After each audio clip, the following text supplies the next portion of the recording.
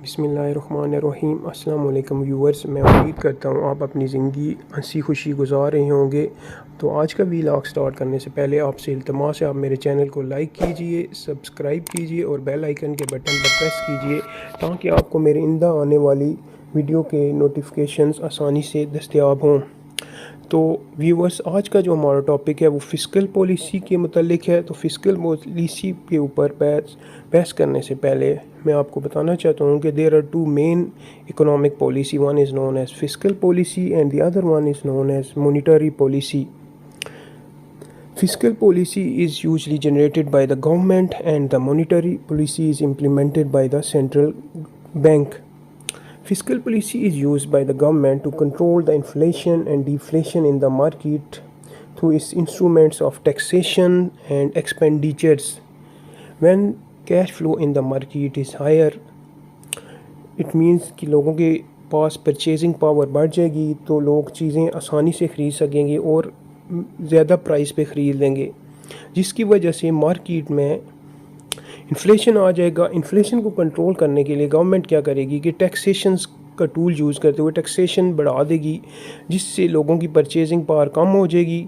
और प्राइस, जब लोगों की परचेज पावर कम होगी तो डिमांड और सप्लाई का रूल यूज़ होते हुए मार्केट में लोग परचेज़ कम करेंगे तो सप्लाई ज़्यादा हो जाएगी, जिसकी वजह से इन्फ्लेशन कंट्रोल होगा और कमोडिटी की प्राइसेस नॉर्मल रेंज में आ जाएंगी.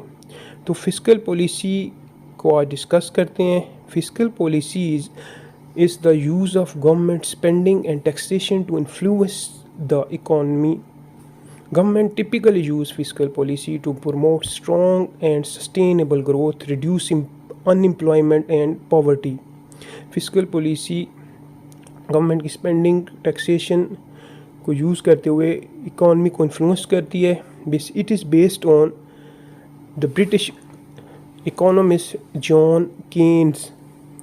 जॉन केन्स की जो थ्योरी थी वो ये कहती थी कि गवर्नमेंट जो है वो इकोनॉमिक एक्टिविटी को अफेक्ट कर सकती है by changing the level of taxation and government spending.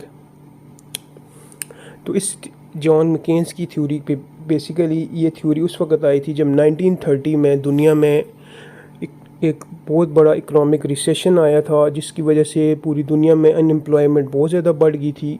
तो जॉन मैकेन ने जी उस वक्त जो एक ब्रिटिश इकोनॉमिस्ट थे उन्होंने ये थ्योरी दी कि इस तरह गवर्नमेंट टैक्सेशन और रेवेन्यूज़ के थ्रू अनएम्प्लॉयमेंट को कंट्रोल कर सकती है. जो गवर्नमेंट अपने टैक्सेशन कम करके लोगों को इनकरेज कर सकती है कि वो बिज़नेस की तरफ आएँ. जब बिज़नेसेस लोग टैक्सेशन कम होगी तो मुख्तलिफ बिज़नेसेस करेंगे, जिससे वो पैसा इन्वेस्ट करेंगे तो इससे एम्प्लॉयमेंट बढ़ जाएगी, तो जिससे अनएम्प्लॉयमेंट को कंट्रोल करने में मदद मिलेगी. दूसरा, लोग एक्सपेंस जब मार्केट में ज़्यादा करेंगे तो इससे डिफ्लेशन को भी कंट्रोल करने में मदद मिलेगी. फ़िस्कल पॉलिसी में गवर्नमेंट अपनी स्पेंडिंग बढ़ा देगी, जैसे कि मुख्तलिफ गवर्नमेंट के प्रोजेक्ट्स जैसे स्कूल्स, कॉलेजेस, रोड्स वगैरह स्टार्ट करेगी, जिससे गवर्नमेंट के एक्सपेंडिचर्स तो बढ़ेंगे लेकिन इससे एम्प्लॉयमेंट भी इंक्रीज़ होगी और लोगों को रोज़गार के ज़्यादा मौके मिलेंगे. तो इस तरह गवर्नमेंट जो है वो मार्केट में एक्सपेंसेस आवाम की बढ़ा के डिफ्लेशन को भी कंट्रोल कर लेगी और इकोनॉमिक स्टेबिलिटी, जो प्राइस की नॉर्मल रेंज है, उसको कंट्रोल कर सकेगी, जिससे पॉवर्टी को कंट्रोल करने में भी मदद मिलेगी और लोगों का लिविंग स्टैंडर्ड भी इंक्रीज़ करेगा और वो खुशहाल होंगे. इसी तरह बहुत डेवलप्ड कंट्रीज़ में गवर्नमेंट अनएम्प्लॉयमेंट बेनिफिट्स की फॉर्म में और ओल्ड एज बेनिफिट्स की फॉर्म में भी अपने एक्सपेंसेस बढ़ा सकती है, जिससे cash flow in the market वो ज़्यादा हो जाएगा. जब कैश फ़्लो मार्केट में ज़्यादा होगा तो लोगों की परचेजिंग पावर बढ़ जाएगी और डिफ्लेशन कंट्रोल हो जाएगा. जब मार्केट में डिमांड बढ़ती है तो इसी तरह कंपनीज़ फिर अपनी प्रोडक्शन बनाने के लिए अपने नए प्रोजेक्ट्स लगाती हैं, जिससे एम्प्लॉयमेंट में भी इजाफा हो जाता है. और इसी तरह जब गवर्नमेंट को मार्केट से पैसा निकालना होता है तो वो टैक्सेशन बढ़ा देती है. टैक्सेशन बढ़ने की वजह से लोगों के पास जो सेविंग्स होती हैं वो कम हो जाती हैं, तो लोगों की परचेजिंग पावर कम हो जाती है, जिसकी वजह से वो जो cash flow in the market है वो कम हो जाता है। इस तरह से कैश फ्लो जब मार्केट में कम होता है तो लोग ख़रीदारी कम करते हैं, जिसकी वजह से डिमांड में कमी आ जाती है। जब डिमांड में कमी आती है तो इस तरह फिर जो प्रोडक्ट्स की प्राइसेस हैं वो डिमांड में कमी की वजह से उनकी प्राइसेस भी कम होना शुरू हो जाती हैं।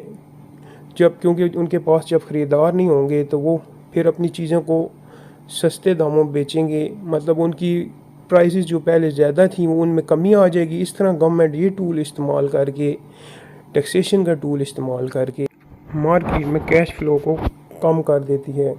इसी तरह मुख्तलिफ़ प्रोजेक्ट्स जो गवर्नमेंट के चल रहे होते हैं उनको भी बंद कर दिया जाता है, जिसकी वजह से अनएम्प्लॉयमेंट में इजाफ़ा हो जाता है।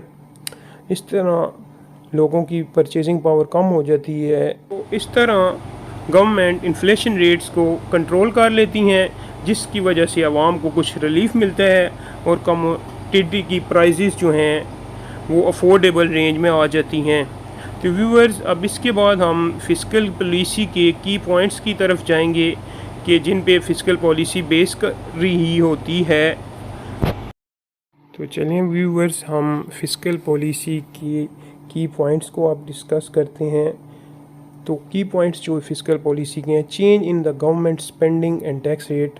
मतलब इसके की पॉइंट्स ये होते हैं कि गवर्नमेंट अपनी स्पेंडिंग और टैक्स रेट्स को चेंज करके इकॉनमी पे कैसे इफ़ेक्ट होती है। It is basically set by the government. ये गवर्नमेंट ने इसको फ़िस्कल पॉलिसी को सेट करना होता है और usually it is set by the ministry of finance. Fiscal policy is used to stabilize the economy over the course of business cycle. Business cycle, for example, if a business cycle is of 1 year, usually it is of 1 year, तो उसमें जो economy है उसको stabilise करने के लिए अगर उसमें इन्फ्लेशन राइज कर गया है या डिफ्लेशन हो गया है तो उसको कंट्रोल करने के लिए गवर्नमेंट फिस्कल पॉलिसी के टूल्स को यूज़ करती है। तो ये हो गए इसके की पॉइंट्स। अब इसके की पॉइंट्स को डिस्कस करने के बाद हम फिस्कल पॉलिसी की टाइप्स की तरफ आएंगे। There are two main types of fiscal policy. One is known as expansionary fiscal policy and the other one is contractionary fiscal policy. These are two types of fiscal policy. Expansionary fiscal policy क्या होती है और contractionary fiscal policy क्या होती है, इसको अब हम डिटेल से डिस्कस करेंगे। तो एक्सपेंशनरी फिस्कल पॉलिसी में गवर्नमेंट क्या करती है कि गवर्नमेंट मार्केट में कैश फ्लो को या मनी फ्लो को बढ़ा देती है by increasing government spending, reduction in tax rate, increase money flow in the market, encourage people to spend more by increasing their salaries or by due to relaxation in the tax rate and the increase in employment. These are the basic points of expansionary fiscal policy.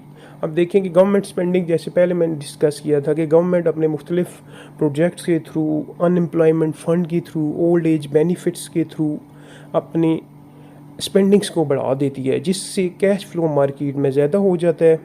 इसी तरह reduction in tax rate, जब tax rates में कमी होगी तो इससे क्या होगा कि कमोडिटी की प्राइसेस कम हो जाएंगी, तो लोग फिर मार्केट्स में लोगों की परचेजिंग पावर बढ़ जाएगी, तो वो फिर जो पीपल होंगे या वो अब मार्केट में अपना जो पैसा होगा या अपनी सेविंग होगी उसको ज़्यादा यूटिलाइज़ करेंगे और वो ज़्यादा ख़रीदारी करेंगे, जिसकी वजह से भी मार्केट में कैश फ्लो बढ़ जाएगा। इसका इम्पैक्ट ये होगा कि डिमांड इंक्रीज़ होने की वजह से सप्लाई कम हो जाएगी, तो सप्लायर अपनी सप्लाई को, डिमांड को पूरा करने के लिए अपने मुख्तलिफ प्रोजेक्ट्स लगाएंगे, जिसकी वजह से एम्प्लॉयमेंट में इजाफा होगा। मुख्तलिफ प्रोजेक्ट की वजह से उनको, लोगों को रोज़गार मिलेगा, तो इससे अनएम्प्लॉयमेंट को भी कंट्रोल करने में मदद मिलेगी। एक्सपेंशनरी फिस्कल पॉलिसी से गवर्नमेंट मार्केट में कैश फ्लो बढ़ा देती है, जिससे कि डिफ्लेशन को कंट्रोल करने में भी मदद मिलती है। जब डिफ्लेशन होगा तो लोग मार्केट से चीज़ें नहीं ख़रीद रहे होते, तो जब उनको टैक्स रिलीफ मिलेगा और उनकी सैलरीज इंक्रीज़ होंगी तो वो इट मीन्स कि वो ज़्यादा चीज़ें ख़रीदेंगे, जिससे जब डिमांड बढ़ती है तो चीज़ों की प्राइस भी बढ़ जाती है।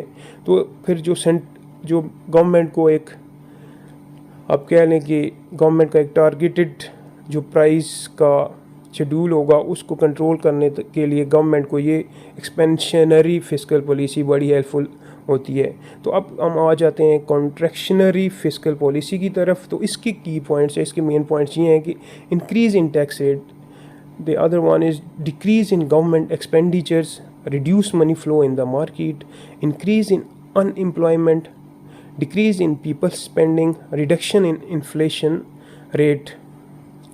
तो कॉन्ट्रैक्शनरी फिस्कल पॉलिसी से आपको, जैसा कि आप बताया कि इंक्रीज़ इन टैक्स, जब टैक्स रेट बढ़ेगा तो कमोडिटी की प्राइसेस राइज हो जाएंगी। और इसी तरह गवर्नमेंट सेकंड टूल्स जो अपना यूज़ करती है कि गवर्नमेंट अपने एक्सपेंडिचर्स को कम कर देती है। जैसे गवर्नमेंट के मुख्तलिफ प्रोजेक्ट्स लगे होते हैं या अदर उन प्रोजेक्ट्स को स्टॉप कर दिया जाता है, या अगर एक लार्ज पैमाने का प्रोजेक्ट था तो उस प्रोजेक्ट को महदूद कर दिया जाता है। इसी तरह मार्केट में जो फिर इस तरह गवर्नमेंट क्या करती है कि जब टैक्स रेट बढ़ाती है तो गवर्नमेंट के पास रेवेन्यूज़ की फॉर्म में पैसा ज़्यादा आना शुरू हो जाता है, तो कैश फ्लो जो है मार्केट में कम हो जाता है, तो लोगों की स्पेंडिंग्स जो है वो भी कम हो जाती है। जब कमोडिटी की प्राइसेस बढ़ेंगी तो लोगों की स्पेंडिंग जो होंगी वो कम हो जाएंगी। तो इससे क्या होगा कि जब डिमांड कम होती है तो फिर इन्फ्लेशन रेट को जो है उसको कंट्रोल करने में मदद मिली है। जब डिमांड कम होगी और सप्लाई ज़्यादा होगी तो इससे क्या इफ़ेक्ट पड़ेगा कि कमोडिटी की प्राइसेस जो होंगी वो कम हो जाएंगी, जिसकी वजह से इन्फ्लेशन रेट को कंट्रोल करने में मदद मिलेगी। तो यहाँ एक और बात व्यूअर्स मैं आपको बताता चलूँ कि जिन मुल्कों ने लोन लिया होता है या जो मुल्क अंडर डेट होते हैं IMF से या वर्ल्ड बैंक से या मुख्तलिफ ममालिक से, तो वो अपनी फ़िस्कल पॉलिसी बनाने में आज़ाद नहीं होते। वो वैसी फ़िस्कल पॉलिसी बनाते हैं जैसे उनको IMF कहता है उसकी शराइत को पूरा करने के लिए। तो वो ऐसे मुल्क, गरीब मुल्क जो कर्ज़ के नीचे दबे होते हैं, वो यूजुअली कॉन्ट्रैक्शनरी फ़िस्कल पॉलिसी अपनाते हैं ताकि वो अपने ज़्यादा से ज़्यादा रेवेन्यूज़ शो कर सकें, जिसकी वजह से गरीब ममालिक में इन्फ्लेशन काफ़ी हद तक बढ़ जाता है और अनएम्प्लॉयमेंट भी बहुत ज़्यादा होती है वहाँ पर। तो मैं उम्मीद करता हूँ आज आपको मेरा ये व्लॉग पसंद आया होगा। तो हमेशा की तरह आज की अच्छी बात जो है वो अब मैं ये करना चाहूँगा कि आप ज़्यादा से ज़्यादा खैरात और सदक़ात करें। जैसा कि आजकल पाकिस्तान में सैलाब ने बड़ी तबाही मचाई हुई है, तो ये आपकी आने वाली ज़िंदगी के लिए बहुत फ़ायदा मंद होगा। जो भी लोग जिनके पास अल्लाह पाक ने उनको पैसे की फरमानी दी है, तो वो बग़ैर किसी नस्ली या सूबाई या मजहबी तसब से बालातर होकर लोगों की मदद के लिए आएँ, क्योंकि इस वक्त लोगों को आपकी मदद की ज़रूरत है।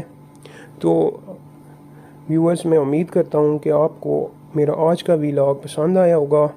इस तरह आज का व्लॉग इख्तिताम पज़ीर हुआ। अल्लाह हाफिज़।